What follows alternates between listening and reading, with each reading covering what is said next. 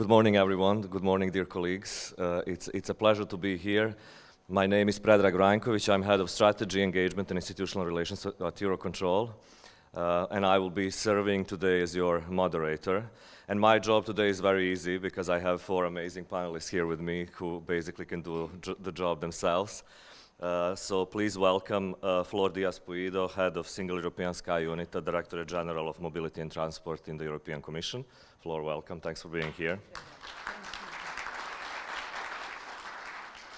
Then I have Jacopo Prisinotti, Director Network Manager from Eurocontrol. Jacopo, welcome. Yeah. Maria Grazia Lapiscopia, Executive Director of Cesar Deployment Manager. Maria Grazia, welcome. And then, last but not least, Andriy Yarmak, Director of UKSATSE, Ukrainian Air Navigation Service Provider. Welcome, Andriy. So the title of today's keynote dialogue is Europe's airspace in a new strategic reality. The reality that you all know very well, because we are currently operating with the war in the European network, with Russian military aggression in Ukraine. We have strong levels of GNSS radio frequency interference on the eastern borders. Many of the INSPs are dealing with that. Balloon incursions, drone incursions, cybersecurity threats, growing military requirements due to the increased military activity, and concerning economic reality with the tariffs being reality in the economic environment. So quite a challenging and complex environment to operate, while at the same time we as an industry are dealing with a very strong growth. In some of the parts of the network we even have a double-digit growth. So how do we balance all this together and manage to deliver our mission and move the passenger from A to B with efficiency? This is really a challenging thing today. So I have an icebreaker question for all my panelists. So when you look today's reality and the challenges of the airspace that we face today, what do you think is the most important driver that we need to consider going forward? Flor, you want to start?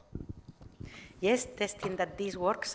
Yes, and if you allow me, Predrag, before starting, I wanted to say thank you to all the Romanian authorities for the brilliant speeches we just heard.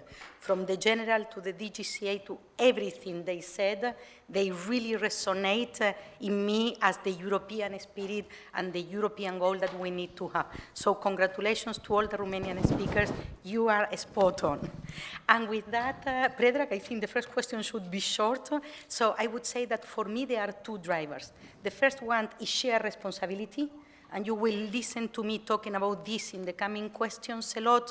We cannot do it alone. It's not the Commission dictating and you obeying. It's really shared responsibility. All of us, INSPs, airlines, everybody doing it, the network manager, all of us doing it together. And the second driver should be to keep the industrial competitiveness, to keep, because now we are in a moment of generational change. We are leaving behind the technology of the last century, and we need to embrace the technology of this century and beyond. And for that, we need to ensure that the European industry is at the edge. Thank you, Flor. Could not agree more. Jacopo, what is your perspective? Well, yeah. First of all, I would echo your words. Great job by the Romanian team here. And really, they are delivering ahead of the game. Second point I would like to say, and as Eurocontrol, we always stand strongly close to Ukraine. We all know yesterday already again started, and it's 4 years now. And the more it goes ahead, the more we should all support Ukraine in their endeavor, because I believe it's absolutely essential. And we stand hopefully soon to support your recovery. Now, it's very easy. What is the driver? There's one. Is that we are in a fantastic environment, because traffic, you said it, Predrag, is growing rapidly beyond any expectation. The middle class at global level wants to fly more and more. Just yesterday, IATA said the load factor is 83.5% in 2025. It means that almost 90% of the aircraft is always full. This is an incredible record. And if I look at 2019, which was the highest year ever, it was like 70-something. This means that there's a lot of backlog. There's a lot of demand which is not captured yet, and it means that it will continue to grow highly. So what we need to do is really to consider this positive environment and really partner together in order to find all the solutions possible. Thank you, Jacopo. Maria Grazia, what do you think is the most important? Very quickly. So first of all, again, thank you to Romazza for organizing this event, and I share what Jacopo and Flor said before. I mean, all the speeches and all the messages that have been passed are really what we want to hear as European players. No? So, and now on your question, which is the main driver? You know, drivers are changing depending which is the priority. So for Jacopo, now he mentioned capacity. It was efficiency some years ago when the Common Project 1 was developed, is digitalization, competitiveness. So there are a number of drivers. So maybe the key would be to make the shift within the ATM system to allow to be flexible and scalable and to manage the priorities as they come. So I think this is what we need to target for the future, is a modernization of the service provision, the way we provide really the services to afford to manage the different priorities. Thank you, Maria Grazia. Andri? Thank you very much, Predrag. Also, my gratitude to Romanian colleagues for invitation and wonderful hosting. Thank you very much. Answering your question, I also would like to join my colleagues with a previous statement. From my perspective, in the time which the crisis can occur rapidly and unexpectedly, so I also will bet on the flexibility from one side, but nevertheless, we should keep in mind the safety. Flight safety is the key. So this is my short statement, and thank you very much. Thank you, Andri. Indeed, the flexibility, ability to deal with all these challenges is one of the most important things. But let me go to the first round of concrete questions for our guests. So Flor, first to you. From a policy and regulatory standpoint, how is the balance between cost efficiency, safety, and now with resilience in place shifted currently in comparison to the original single European sky objectives? Do you think we can still achieve that balance between all these objectives and still deliver the efficient services in Europe? I think the balance is even more needed today than 20 years ago. I think I remember I grew listening to this capacity crunch. I was dealing with my airports and my airlines and my passengers, and there was always this fear of the capacity crunch. Today we do not say capacity crunch any longer. We talk about the cliff that will be there in 2030, 2035. But I mean, saying that we still have the cliff, I am really optimistic, because I believe that the CES2 Plus has enough flexibility and enough margin of maneuver inside to allow us modernize as we need.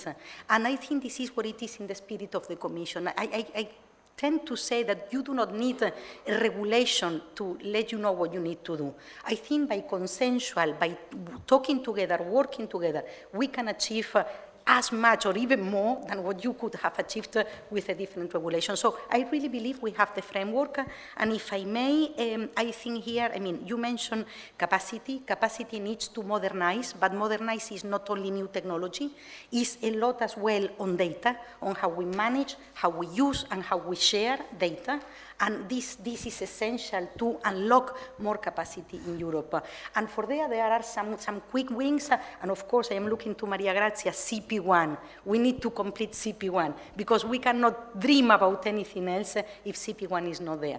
And the team wrote for me virtual centers and cross-border services. So I think these are the two things I need to pitch. But if I may, the second point is cost efficient. We know that we need more capacity because we see the traffic. And we see that the traffic keeps increasing. And in some places it's due to the war. In other places it's due to other things. And in other places it's just sheer growth, because people in Europe, they like to travel. And I think traveling is essential to build the European spirit. You understand better your fellow country members of the European Union when you have been there and you've seen them. So it is, for me, air travel is a sine qua non. So how we can be most cost efficient? Having a better shared governance, because we can reduce cost there. Having shared common investments, and there the data link tender that Eurocontrol will launch relatively soon, shortly. For all of you, that is a decrease in cost because we can do economies of scales, and we are trying to harmonize better the regulation so that all of you are doing similar things within a harmonized framework. And finally, if I may talk for the resilience, because you are talking, today we don't talk only about safety. We talk about safety and resilience have inside cybersecurity as well. And we cannot think resilience any longer only as redundancy or as duplication. We need to think that resilience means as well to be able to take over one from each other. And for that, we need to digitalize, we need to virtualize. We need to be sure that one ACC can take over another ACC if there is a big problem, that we can collaborate cross-border in a seamless and easy ways. And for me, we have what we need to have today, and I forgot to mention, and my commissioner will kill me if I don't say, we are planning and implementing dialogue that will take place in April between our commissioner and the stakeholders. It's not really for member states, it's more for the stakeholders to try to identify what else we can do to ensure that we have the best capacity at the most efficient cost and with the resilience we need. Thank you, Flor. Before I ask the next question, just to remind you, we have a Slido open, and at the end of this, I will open for questions from the audience, so feel free to use it. You just scan a QR code and you submit a question. So, Jacopo, for you, from network management perspective and standpoint, and looking at the wider pan-European network, what does this geopolitical volatility mean for the network, and how can network manager help stakeholders to deal with it? It's a great question. Thank you, Predrag. First of all, we have defined a new wording. We have now stability of geopolitical instability. It means that it's continuing and will not go away in the short future. What is important for us is to consider two things. That while the passengers, the people who want to fly, the economies and everything, have built resilience in that, so there's wars ongoing, the environmental topic, the economic crisis, nothing stops the growth. And we are seeing this more and more going forward. On the other side, we need to adapt. And the level of saturation is significantly high today. It's going to continue to grow, and so this saturation is going to be arriving at the limits. This instability provides for a lot of variations of the traffic patterns, and all this together becomes very complex to manage. How do we solve that? What is the work that we're doing, and what is the effort we're asking our partners? First of all, when we talk about partnership, we need to understand each other. It's not about being friends. We're not saying we want to be partners, because we can also be friends, but it's really about understanding that there's one common goal, which is to make the aviation network work, and to make the aviation network work for the interest of each and every one. And I really love the intervention of the Romanian colleagues, because it was really in this direction of understanding that there's no local problem anymore. And what we have been doing in Eurocontrol is really to gather our partners, not only the NSPs, because it's not an ATM infrastructure, it's an aviation infrastructure. So bringing the airlines, the airports, the ground handlers, the NSPs, the military, all the major players together, and planning the network together. The more we can plan at each cycle, for the summer, 1 week before, the day of operations, for the 5 years, the more we can create stability through a robust planning. And planning means understanding the different constraints, when they happen, at which time they happen, the more we can, let's say, reduce significantly the level of volatility that we will anyway have in the day of operations, being a military thing at the last moment, being weather or whatever. And this is the effort we're doing. I think in 2025 we were pretty successful, and we need to continue in this direction. Now, on the second point, and this is the point that for us is very important. We can do, together with our partners to a certain extent, in the next years to come. But we need really to make a radical shift in our technological domain in order to achieve the next operational concept. But that, I think, will come. For the moment, what we're doing today is allowing, if all the partners contribute, to ensure a satisfactory performance, which still is very far, anyway, from the performance objective of the performance scheme. Thanks, Jacopo. Thank you. Maria Grazia. Flor and Jacopo both mentioned the modernization and digitalization, and Cesar, deployment manager, was really leading the community in those efforts, to help with, making the network more scalable, creating more capacity, strengthening the coordination and everything. In the current strategic context, what do you think are the deployments that we, that we cannot do without? Which deployments become non-negotiable for us now? Yeah. So I think, as it was mentioned before by Flora, Common Project 1 is the main pillar now if we want to move forward. A lot has been done up to now, but still we have important implementations that we need to finalize for the Common Project 1.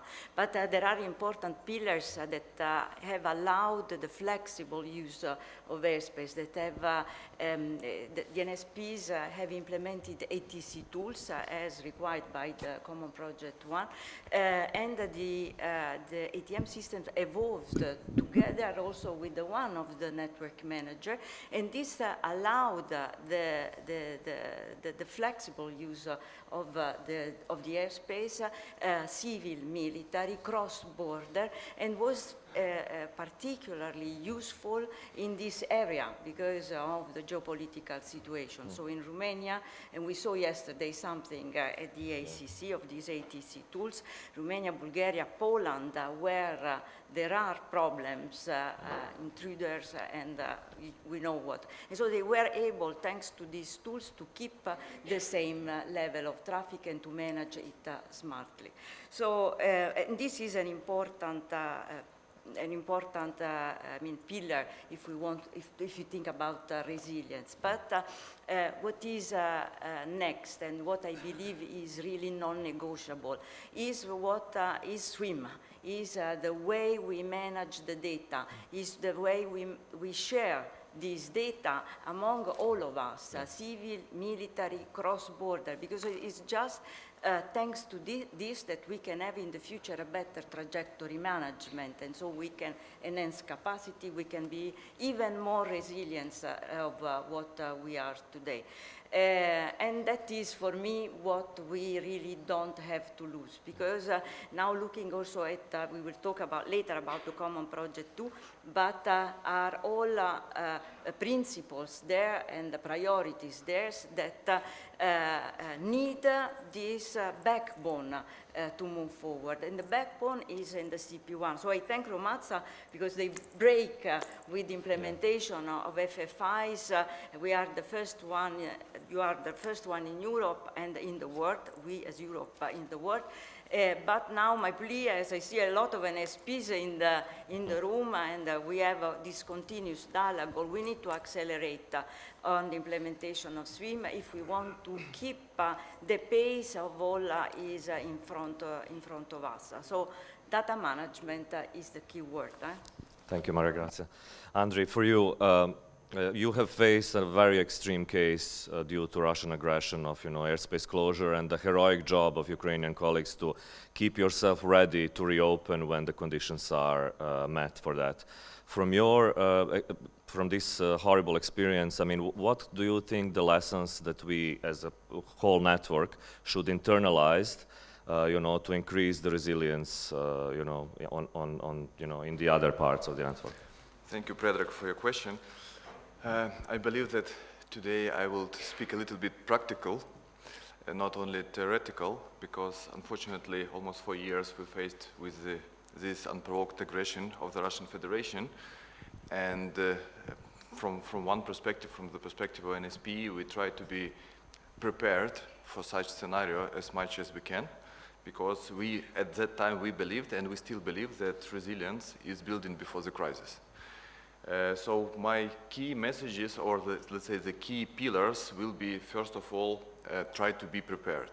To be prepared, it means the training. So NSP is very regulated sphere, and all the air traffic controllers are, let's say, on the regular basis passing through the trainings.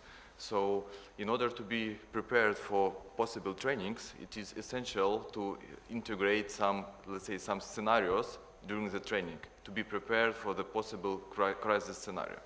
We, on our experience, we made such trainings almost every month before the war, And when the war started, we were prepared and we were able to successfully to secure our airspace for civilian flights, to evacuate all the planes and to guarantee the flight safety. So the key, I believe, that it's a training to be prepared. The second one, today we heard a lot of times the civil-military coordination. So what does it mean? So on the, let's say, on the paper, so we should live in the same environment, but when the crisis come, so most probably the crisis of the decision arised. That's why all these matters, all this, let's say, all this cooperation should be predefined on the paper, and the decision makers should be identified in advance. Also, just as some practical part, I know that my colleagues, my neighbor from the neighboring countries, are facing a lot of potential hybrid threats at this moment. And my question to them on the, let's say, private talks was, why are not reacting? And they told that unfortunately we are still in the civil time and we cannot react. But when the crisis came, it might be too late. That's why if you have a civil-military coordination and the roles are predefined and the, let's say, the capabilities are predefined to act and to, let's say, to predict the crisis, it's much more easy than to deal with the crisis. The third one, again from our perspective, in case of the war, I believe that it should be some mobilization planning to be made on the level of INSP, on the level of, not only on the level of the country, but also on the level of INSP. It should be defined the critical parts of the enterprise and the system itself, not only about the infrastructure, but also the people. The people should be preserved because it might be, let's say, overall conscription, but nevertheless, you as INSP should have a dedicated role within your national defense system, and these defense capabilities should be delivered by your people, which should be preserved. So it's more or less, I'm talking about more practical things, but I believe that it will be very useful for all audience. The next stage, we believe that we should prepare the protection for our people. What does it mean? So practical one is like shelters. It should be some emergency working position in the shelters in order to deliver your capabilities within the air defense of your country. It can be your personal defense things like helmets or life vests, and it's much more easy to have it now when there is no war, because when the war started, so you will never find it. But when you deliver and you are responsible for some critical elements like radars, like communication and other equipment, which is placed through whole your country, so the people, the engineers who maintain it, should be well protected in advance. It's very similar like a fire protection system, so you should have your fire extinguisher in your corner. The next one is again regarding the surveillance of all your enterprises, about the financial sustainability or potential financial instruments in order, let's say, to preserve your system. Because when the airspace is closed for civilian flights, there is no incomes, but you have a very, very big enterprise and body which should be somehow managed. So it is essential to have some, on the state level, the mechanism which can support you as an enterprise within the country. And taking this floor again, I would like to thank the Eurocontrol and member states for outstanding support which is provided for Ukraine. It is a life buoy for us, but again, having this in mind, so each and every country should think how it can be mitigated on the level of the country. Next one is the infrastructure itself. So we have a very broad infrastructure as NSP in order to deliver all our services. And part of this infrastructure are critical for the national defense. So this infrastructure should be protected on the national level in case of any threats or crisis. And some of them, it should be destroyed, decommissioned, or whatever it is in order to protect your country against aggression. And it should be also well prepared in advance and not to, let's say, to think about it on the, let's say, first day of the war. And I wish that you will never, implement this let's say, preparation in reality, but nevertheless. And the last and not least, that when the crisis came, so you should not just, let's say, close your mind and wait until the end of the war, but you should start your reopening initiative. It is essential for your enterprise, for your people, in order, let's say, to be involved in the preparation, to maintain their skills, abilities, and to be ready for in the first good day to reopen the airspace. So this is, let's say, more or less my practical advices. Maybe it's a little bit, how to say, not really on the positive mood, but nevertheless, it's really, really worth to be considered. No, thanks for sharing with us. Maria Grazia, you wanted to come in? On what Andrei mentioned about the training to be ready, no? Because last week I was in Schiphol, and by chance I was military exercise, and for the first time I saw at the airport both F-35 and civil aircraft. And so it was an experience, because indeed it was not easy to manage for the airport, but it was well managed. The integration of the military aircrafts and the exercise of the military aircrafts together with the normal traffic. So, I mean, something is happening to be ready. So, and that was the first time I saw it. Thanks for sharing that. And you give me a perfect switch to my next question to Flor regarding we have seen recently EU military mobility communication adopted. Is this initiative maybe an opportunity for the ATM sector also to, work closer with the military colleagues, maybe access some funding for the joint projects and, kind of work on the resilience together a bit? Exactly, and I think, Predrag, you have already said it all, and I think we should not be pessimistic. You are completely right, Andrei, but we need to remain lucid, and we are in the moment where we are. And I think this is why the Commission adopted in March last year the white paper on defense, and we adopted in November last year the military mobility package with the communication and the military mobility regulation, the proposal for a new regulation. And if you remember there are 4 big objectives, and the first one is to try to get a common framework for common cross-border operations. Cross-border is key in Europe. So we need to ensure that we are able to carry together cross-border operations in a quick and easy way. We need to identify connecting points through the borders so that in case there is a threat and that we need to react to it quickly, we know by where the military need to go to try to impact the less possible the civil traffic. Then we need a network of dual-use airports to be sure where and in which airport you can easily land, be military, and how you can ensure that without disrupting, again, civil traffic as much as you can. And the final one is a more seamless diplomatic clearance. Now that I see Christophe here looking to me, I remember in one event of the European Defence Agency where military from a joint action, they were explaining to us how they just needed to cross over the sky of a country. The country was just passing over, but the diplomatic clearance was 1 week for one of the members in the task force and only 2 days for the other one. So we need to really mainstream those diplomatic clearances so that we do better.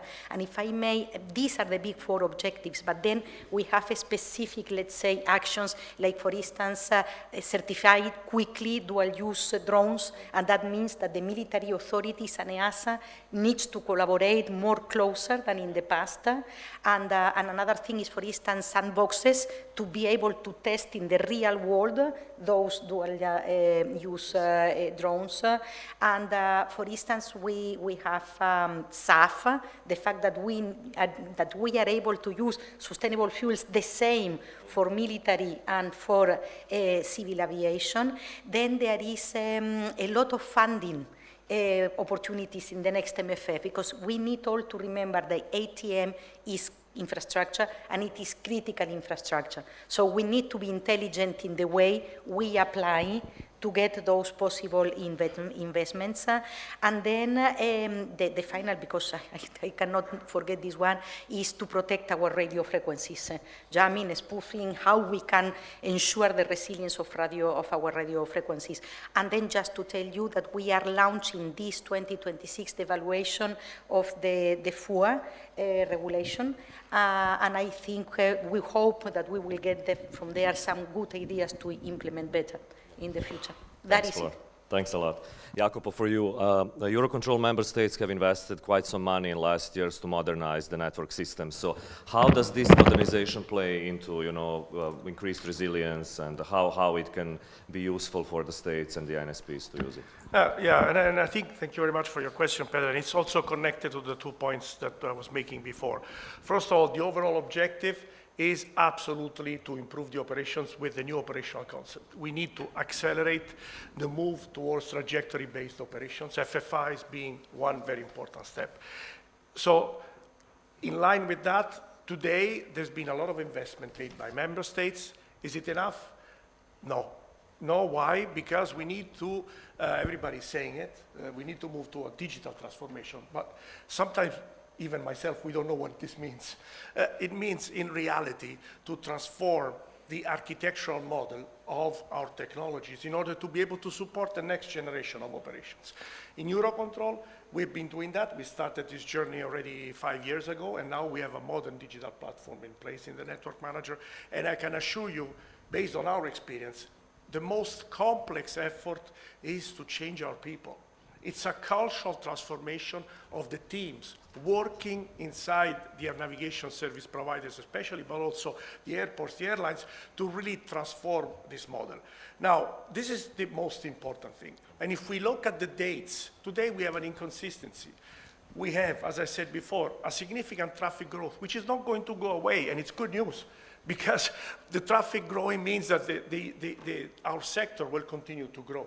On the other side, we have timelines to be deployed, which are more and more becoming inconsistent with the needs that the operations have. That's why much closer work and much closer cooperation within the operations and the deployment, important decisions to be taken. The Network Management Board has taken a decision to prioritize the famous 3 priorities, sorry for the wording, whereby one is the open digital architectures. The other one, which is exactly the must that we need to do as soon as possible, and it's not rocket science, guys. It has been done in most of the other industries which are safety of life, like ours. And on the other side, the air-ground integration, Flor, you were mentioning the data link common procurement and the move towards an integrated air-ground integration for the future. With these 2 priorities and the operational concept improvements, we will be able to succeed. Now, I paraphrase also your words again, sorry, Flor. We are getting close to a cliff, to the edge of a cliff. And there are 2 options when you have an edge of a cliff. One, you accelerate, which is the thing we all need to do together, and we work as a group and as a team to really accelerate this transformation. Or the other side, there will be some disruption. I think this industry has become so mature that I would not see the second option. That's why the encouragement of Eurocontrol and the Network Manager is really to move fast, to accelerate this common network approach of deploying this open digital architecture. Again, not for the purpose of changing technology, but for the purpose of deploying much quicker trajectory-based operation, which is the solution to all the flexibility, together with other things, of course, to the flexibility and the resilience that we need in our system. Yeah. Thanks, Jacopo. Maria Grazia, you mentioned CP2, so now discussions are ongoing on the CP2 and the possible solutions that should be included there. Based on the CP1 experience and, what do you, and given these resilience needs that are emerging, do you think that we should consider more some resilient solutions that will improve the resilience in the CP2 proposal? Well, from what I see, because SDM is supporting the huge work of the CESAR joint undertaking on the preparation of the Common Project 2, I think resilience has been considered among the priorities that we all committed. Of course, there are some specific deployment objectives that are, really going to the point of for this priority, important priority that is resilience. The one is related to the virtualization and the decoupling of operation from the physical location. So really the virtual center pattern and the concept. And the other one is the new service delivery model that was also mentioned by Jacopo before. So the idea is really to leave the monolithic approach on ATM systems that we have today, and to move towards a standardized service provision that is more modular, that is more flexible, and can allow, let's say, a multi-vendor, multi-provider approach. It's really this modularity that can give us the flexibility to be faster when we need to address specific priorities. So to be brief and answer to your question, I think yes. I think resilience is fully considered in the Common Project 2. Of course, then what is necessary is the full commitment of all the actors around this, because it's about who has to invest, it's about who has to regulate from standardization perspective, it's about all the institutions that need to support what are the next steps and facilitate a good acceptance and then following deployment. Because, as you said, there are lessons learned from Common Project 1. There are a number. And one of the most important is that really before we start the deployment, we need to be sure that there is enough ground to have an harmonized approach. And then we don't lose the commitment after a few years, so we really need to be committed. And what is also important is that in the preparation of the Common Project 2, we show that there is a green line, a consistency for the investments, because we cannot ask who has to invest to switch to one thing to another in 3-4 years. No? So we need to follow a pattern where you see an incremental approach in investments, but also incremental results. Because if we show that there is this consistency and there are the performance targets that are met thanks to this idea of Europe to move forward, then I think we will remain all committed. Thank you, Maria Grazia.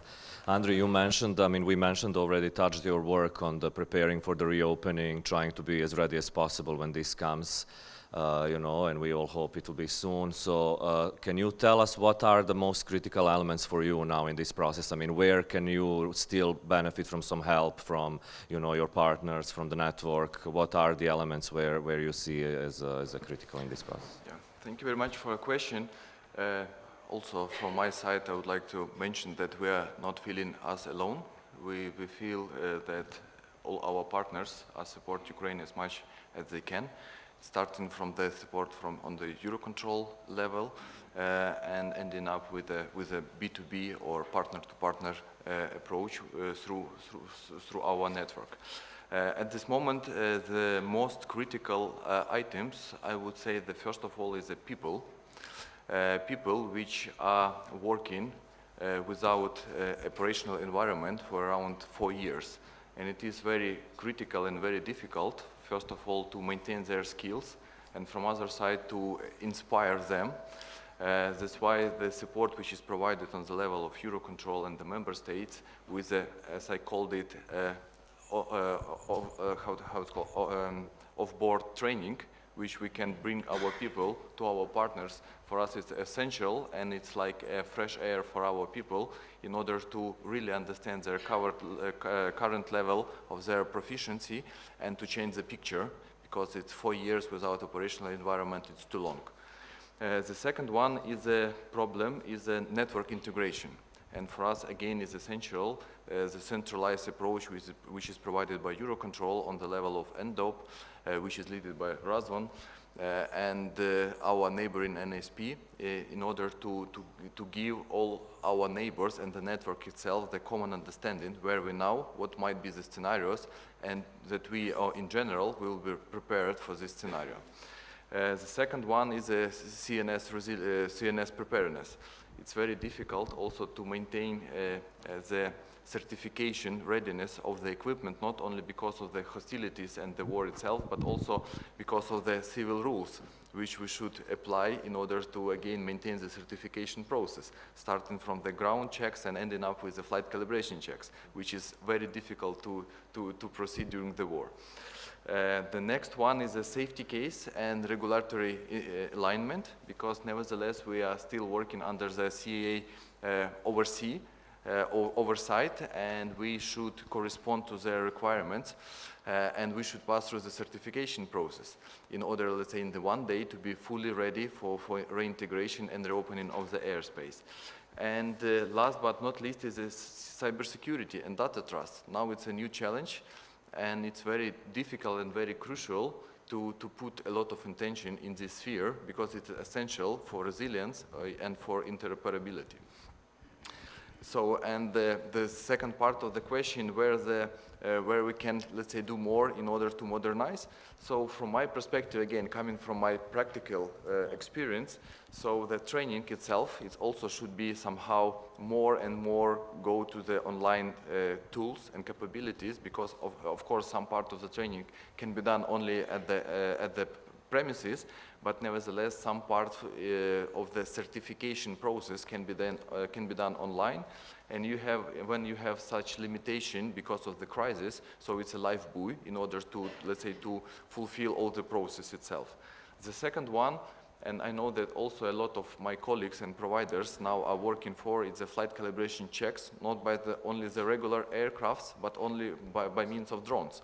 So it will minimize, let's say, the people involvement in the air in the certification process, and it can help significantly both for INSPs and also for other stakeholders to align with the certification requirements on this matter. The next one is also, which is already mentioned by the Romanian military colleagues, about the resilience through this jamming and spoofing. So this problem is a worldwide. And now we should all together think how we can overcome it, because the war will stop sooner or later, but nevertheless this problem will exist. And we should invest together with the manufacturer, with all the industry capabilities, how we can overcome these difficulties. And last but not least, most probably, we are still not underestimate the role of drones in our life. And the integration of drone to the regular ATM business and system will be a critical challenge for all of us in the coming years. So, and yeah, we do understand and do know that a lot of our colleagues invest money and time in order to, let's say, to prepare themselves for integration. But believe us, it will be, let's say, a very rapid change to the drone aviation society very soon. So we should put much more and more intention on this matter. Thank you, Andrei. And now I open to the audience. We have received some questions. I see the first one from Alina. How is the European network preparing today for the eventual recovery and reintegration of Ukrainian airspace, even in when the timing remains uncertain? So Andrei has given his perspective. Maybe Jacopo, you want to say from your perspective? Very simply, first of all, I'm astonished the level of professionality and preparedness of Ukrainian colleagues after 4 years. Really, I'm not saying it because Andrei is here. Secondly, what we're doing is, again, very practical. We meet every 2 weeks. We have our teams discussing together, starting from the planning to the safety requirements in support of EASA, to the how we can maybe liaise as Eurocontrol to speak with other partners for the CNS support. And we have a plan, and this plan is a sort of a living plan that adapts while things evolve, with the hope that as soon as things will reduce, we will be ready to support. But again, practically everything is there. Thanks a lot. We have some time for more from somebody. To what extent can existing certification regulations improve industrial competitiveness? I don't know who of you, it's more for our EASA colleagues, but anyone wants to contribute to that one? existing certification regulations improve industrial competitiveness? Maybe I can try to, let's say, to answer this question. To be honest, the certification itself for the civil time is very tight, and it's very difficult, and a lot of resources are involved in order to pass through the certification process for the, let's say, for this on the civil manner. But during the wartime, it creates more and more difficulties for, let's say, for companies which is under the umbrella of CA, and it takes a lot of time and resources, but it should be, let's say, two-side work together with authorities in order to not simplify, but to define the proper way of the certification process in the crisis times, because very often it is just impossible to, let's say, to pass through the certification rule during the wartime. That's why the good cooperation with your local authorities is a key. So there is no handbook how to simplify or mitigate the certification process during the war, but if you have a very good cooperation with your local authorities, everything is possible. Thank you. Jacopo, you want to join? Very quickly, and I think also Maria Grazia a little bit said it, certification process needs to go hand to hand with the transformation. We have a digital transformation, and certification needs to simplify the support to achieve that. Now, I was very lucky because with EASA, we're having a fantastic journey to really look together and see how also the certification part adapts to this changing environment, and it's going really well. My recommendation, especially to the member states, is to federate more, because the more we go ahead, the more it's complex, and the more the resources in the member states are not enough. So federate through member states cooperation, federate especially with EASA, in order to achieve this evolution of the certification. This will allow really more industrial competitiveness. Thank you. Flor? Yeah, no, a last thought about from the regulator, even if I am not EASA, I think certification provide all of us with an extra layer of safety that is good. And I think it is good for the competitiveness, because whenever you are selling in other parts of the world, having the rubber stamp of EASA, it gives you a lot of robustness and credibility elsewhere. It is true that my understanding is that in the ATM world, we started with certification later than avionics and the planes. They are very used to certify even every little piece. We are now uphill, because we are at the moment where all the DPOs needs to be certified and all the ground equipment needs to be certified. But my feeling is that once we will get to the top of the hill and we will get to where everything is certified and there is only ongoing little things as usual, you will see that being certified will be an added value for competitiveness. Okay, thank you, Flor. I think we are approaching the end of our session. So as a closeout question to all of you, I have a very quick one, and that is, when you speak with your teams on your everyday work, what is the word you hear the most often when it comes to resilience and modernization of ATM? Well, I would say that I have two teams. You are one of my team, and my team in the office is the second one. When I talk to all of you, I think the word I have heard more during this 1 year in office is Caesar. Cesar, Cesar, Cesar. We need to ensure that Cesar is there. Cesar is doing awesome. Deployment, everything. Yes, the two Cesars. When I hear the other team, the one drafting the points for me, the word is flexibility. And I think 4 of us have mentioned flexibility, and the 4 previous speakers, they mentioned flexibility. We need to be flexible, to understand each other, to collaborate with each other, be able to react quickly to the new geopolitical situation, be ready to react quickly to all the changes we are seeing in the world. So flexibility, and for that flexibility, Cesar. Great, thanks, Flor. Jacopo? Yeah, just one word, excitement. I think it's a journey of transformation. It's only about excitement. Our team is really excited. I really encourage everyone really to launch internally this digital transformation in your companies, because it's a really an exciting journey that creates motivation and energy, which allows to make the real transformation happen. Grazie. Yeah, two words in my case. The first one is coordination, because it's our way of working. If we don't have coordination among stakeholders, different categories of stakeholders, among member states, institutions, if we do not work all together, then we don't achieve anything. And it's really what I hear more in my team, but when we talk about resilience. The second one is more technical, because at the end, we are a technical body, is about interoperability. Because if we want to move forward, we can talk about the digital, but then this digital approach should be shared by everybody and should be interoperable, civil, military, civil, civil, and also military, because I discovered, last week I was at the ADA Congress, very interesting messages, but what I discovered is also that at military level, to get ready for whatever scenario we will have in Europe, they have big problems in interoperability, military interoperability. So, I mean, these are the two key words, and we need to move together, of course. Thanks, Maria Grazia. And Andriy, for you? From my perspective, I think that it's cooperation and coordination.